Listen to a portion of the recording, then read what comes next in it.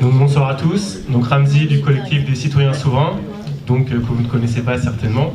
Donc c'est un collectif écologique et social qui n'est pas partisan, qui ne se présente pas aux élections, qui défendait déjà avant les Gilets jaunes le RIC, le référendum d'initiative citoyenne, le Frexit aussi. Alors nous, notre particularité, c'est qu'on le défend de manière ouverte, inclusive, non sectaire, sans citer personne. Et par exemple, sur la question des élections aux européennes, ce qu'on dit, c'est si vous voulez voter, si des personnes veulent voter, très bien, je ne vois pas l'intérêt de se perdre de l'énergie à se diviser entre soutien des Gilets jaunes sur cette question. Par contre, vous vous souvenez, une des revendications qui ont émané dès le départ du mouvement, c'est qu'on ne veut plus confier notre pouvoir à des élus qui après font n'importe quoi. Donc ce qu'il faut, c'est qu'en fait, les personnes qui votent, elles demandent à leurs candidats, au fait, les 12 000 euros par mois que touche un député européen, tu vas les garder ou alors tu vas te payer au salaire médian. Et tous les privilèges des députés, et c'est possible, et c'est faisable, et la transformation de la société passera au moment où on dira, quand on met un bulletin pour une personne, c'est pour qu'il devienne un porte-parole, un mandataire. Et à ce moment-là, les élections reprennent tout leur sens. Et donc, ce qu'a dit tout à l'heure Christophe, ne pas faire un référendum anti-Macron, je pense qu'il veut dire ne pas voter contre. Et en fait, c'est ça, il faut apprendre à voter pour.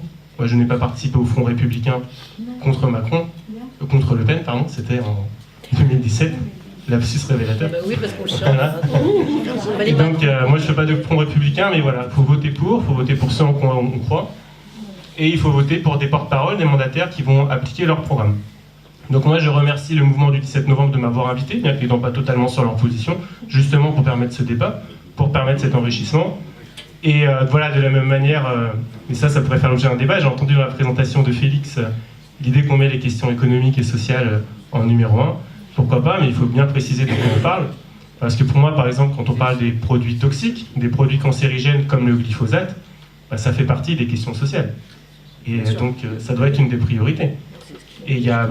Je dis pas le contraire, mais voilà, et pareil, quand on parle des violences policières, c'est-à-dire de gens qui meurent sous les coups de la police, et ça a commencé avant le mouvement des Gilets jaunes. Vous savez que les quartiers populaires ont été les premières victimes, les laboratoires de ces violences policières. Tout cela, ça fait partie des combats sociaux que nous devons porter en priorité, et sur lesquels, en fait, il n'y a pas de raison de se diviser, puisque nous allons dans le même sens. Donc, l'Union européenne, on a eu un bel exposé par Michel, moi je la résume grosso modo dans l'idée de la libre circulation des marchandises et des capitaux. Et donc qu'est-ce que ça veut dire la libre circulation des marchandises et des capitaux? Ça veut dire que si vous voulez interdire le glyphosate, comme même Emmanuel Macron l'avait promis dans son programme, ben dans votre pays vous ne pouvez pas, puisque vous êtes obligé de continuer à accepter les produits toxiques des autres pays. Donc vous ne pouvez pas mener de politique écologique, vous ne pouvez pas faire de relocalisation de l'économie dans un marché unique. C'est simplement incompatible. Et c'est ça le problème fondamental, selon moi, de l'Union européenne. Et je vais même aller plus loin. Pour moi, c'est le problème même de l'idée d'un projet européen. L'idée d'un projet européen, ça veut dire qu'on se met avec des pays, on va se forcer à avoir une monnaie unique, alors qu'on sait très bien que l'euro, il est surévalué pour certains pays, sous-évalué pour d'autres. Il le sera toujours. Aujourd'hui, il est plutôt en faveur de l'Allemagne. Demain, il sera peut-être en faveur d'un autre pays. La majorité des pays souffrent toujours de l'euro. Pourquoi se forcer à avoir une diplomatie unique? Les pays de l'Europe de l'Est ont un problème avec la Russie, du fait de leur histoire. Pourquoi nous, la France, on devrait se forcer à avoir une armée européenne dont on sait, dont il a été dit, qu'elle sera utilisée face à la Russie ou face à la Chine? Et de manière générale, en fait, pourquoi se forcer à avoir des mêmes normes alors que nous sommes des peuples différents? Pourquoi se forcer à avoir les mêmes lois? Chaque peuple peut avoir ses propres lois et coopérer avec les autres peuples. Donc c'est tout simplement ça, la démocratie. Et l'idée même d'un projet européen qui serait au-dessus des peuples est antidémocratique dans son fondement même. C'est ce que j'explique dans mon livre « Quittons l'Europe », et donc non pas seulement quitter l'Union européenne, mais quitter même l'idée qu'il faudrait avoir un projet au-dessus des peuples et au-dessus des nations. Alors, on va me dire, oui, mais comment fait-on? Comment fait-on pour convaincre les gens? Eh bien, il faut partir de choses très concrètes. Le glyphosate, les produits toxiques, ou la question sociale, la question des salaires, la question de la renationalisation des services publics. Toutes ces choses-là sont incompatibles avec les traités européens. Et donc on va faire la démonstration, on va le montrer.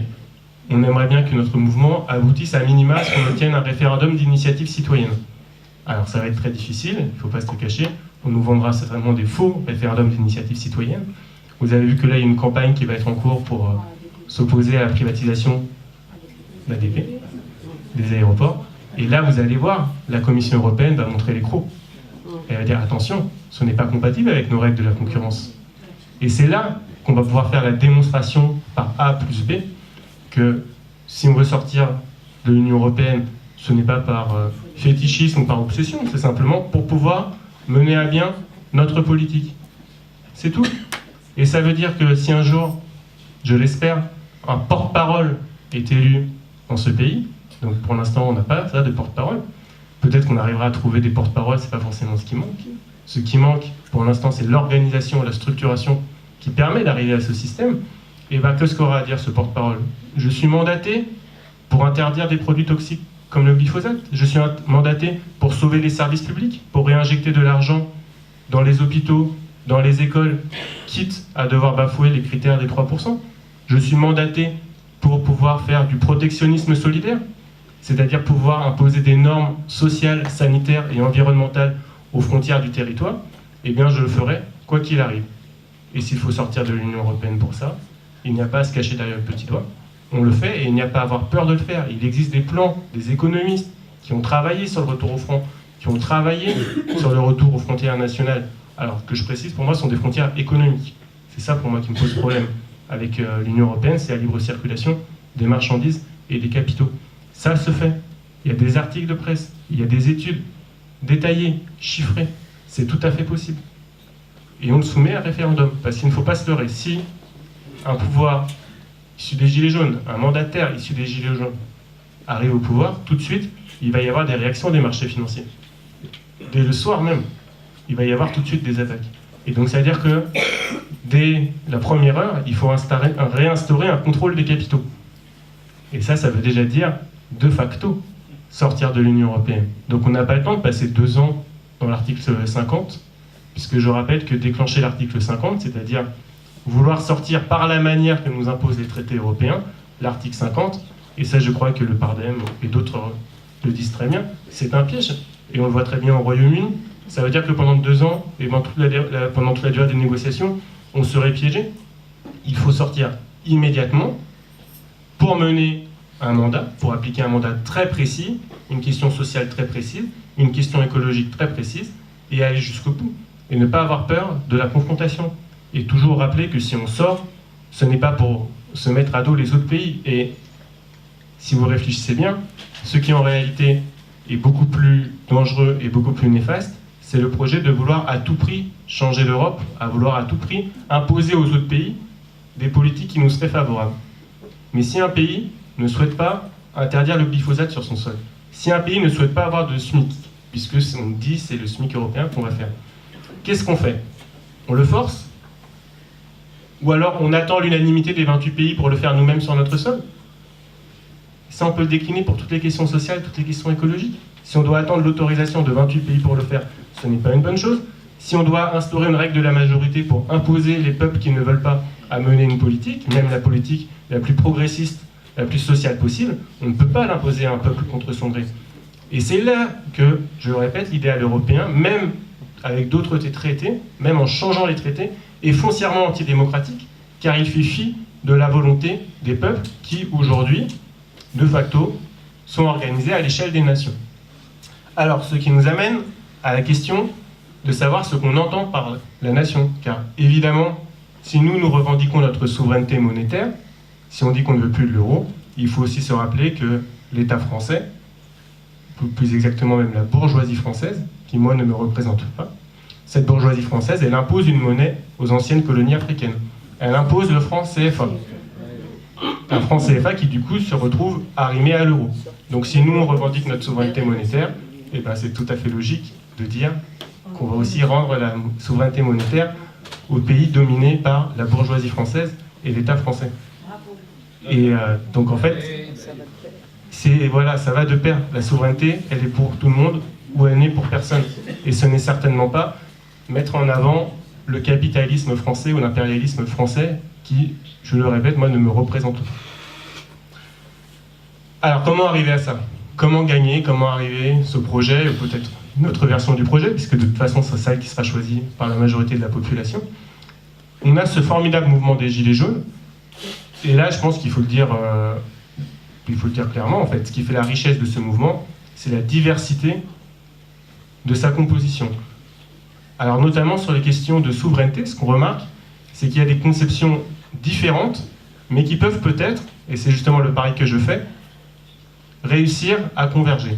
On a tout d'abord une conception de la souveraineté, qui est plutôt celle de la souveraineté des États-nations, une souveraineté dont certains d'ailleurs revendiquent le modèle de De Gaulle, donc de l'indépendance nationale.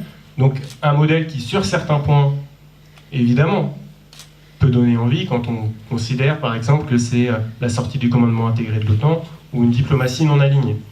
Mais aussi un modèle qui prône sur les questions sociales un compromis entre le capital et le travail. Alors un compromis qui évidemment serait meilleur qu'aujourd'hui, mais qui selon moi ne va pas fonctionner car le capital en fait aujourd'hui est trop puissant. Mais essayons déjà de revenir à la situation antérieure, avant la libéralisation, avant la privatisation de tous les services publics, et nous allons voir où est l'obstacle. Mais qui par ailleurs, de l'autre côté, se retrouve avec une autre conception de la souveraineté, plutôt une souveraineté populaire, une souveraineté qui vient d'en bas. Alors on parle même dans certains ronds-points, pas dans tous, mais dans certains ronds-points de municipalisme libertaire, et notamment à l'Assemblée des Assemblées, de Saint-Nazaire et de Commercy. Et ça, c'est une composante qui existe véritablement, c'est une composante qui ne se sent pas représentée par les partis politiques, qui ne se sent pas représentée par les systèmes actuels, et qui nous a fait beaucoup de bien, quand elle nous explique justement qu'il faut distinguer l'élection du vote, quand elle nous explique qu'il faut enfin avoir des porte-paroles et des mandataires, quand elle insiste qu'il ne faut pas fétichiser l'État, quand elle insiste sur toutes les questions anticapitalistes, antiracistes, antisexistes. Ça fait partie aussi du combat des Gilets jaunes. Et c'est ça qui fait la richesse des Gilets jaunes, c'est de réussir à mélanger ces combats. Et je parle, moi, dans mon ouvrage, d'un souverainisme inclusif. Qu'est-ce qu'un souverainisme inclusif? Une souveraineté populaire et inclusive qui permette enfin d'assurer le pouvoir du peuple, le contrôle politique par le peuple sur ses représentants ou alors sur ses lois directement par le référendum d'initiative citoyenne, mais qui, évidemment, soit toujours respectueux des libertés individuelles, respectueux des droits des minorités, et justement ne se laisse pas entraîner dans la caricature que veulent faire nos ennemis, la caricature, finalement, qui les sert. Cette caricature qui voudrait qu'on définisse l'appartenance à la nation française par l'identité, par la culture, par des frontières, alors qu'en réalité, quand on regarde historiquement, ce qui fait la richesse et la force de la conception de la nationalité française qui a été portée notamment durant la Révolution française, c'est cet apport, et c'est de dire que toute personne qui vit ici participe de cette nation. Dans le mouvement des Gilets jaunes, on n'a pas demandé l'origine aux gens, on n'a pas demandé s'ils avaient leur papier d'identité, on a tous convergé sur un but commun qui est de renverser cette oligarchie, de refuser les divisions qui nous ont été imposées par les médias. Il faut vraiment voir toute la merde que les médias nous ont mis dans la tête depuis des années. On a refusé cette division pour ce combat commun. Et là, je voudrais notamment rendre hommage au comité Adama, qui a soutenu dès les premiers instants les Gilets jaunes, le comité Vérité et Justice pour Adama, un jeune habitant des quartiers populaires qui avait été tué par la police à un moment donné dans l'indifférence générale, car beaucoup de gens pensaient finalement que la police républicaine, on pouvait lui faire confiance. La police républicaine déjà de Sarkozy, de Valls, de Macron. Et aujourd'hui, en fait, on se rend compte qu'il y avait un problème par rapport à ça. On se rend compte qu'on a laissé se nourrir en France un appareil d'État, un État qui est faible face aux forces de l'argent, qui est faible face aux traités européens, mais qui par contre, quand il s'agit de nous tirer dessus, quand il s'agit de nous mater, là il est fort.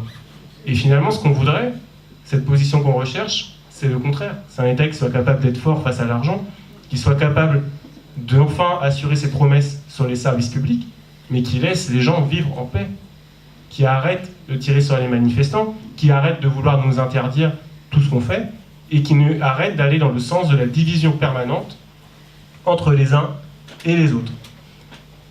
Et c'est pourquoi, finalement, pour conclure, pour moi, la meilleure manière de réussir à réaliser les promesses des Gilets jaunes, c'est vraiment de rester sur des revendications très concrètes, questions écologiques et sociales autour du salaire, autour de notre santé, autour des services publics, et d'aller jusqu'au bout dans la défense de ses objectifs, quoi qu'il arrive. S'il faut sortir, on sort. S'il faut changer de constitution, on change de constitution. Nous sommes le peuple et nous pouvons aller jusqu'au bout et nous devrons aller jusqu'au bout pour défendre ce que nous pensons être l'intérêt général et le bien commun. Merci.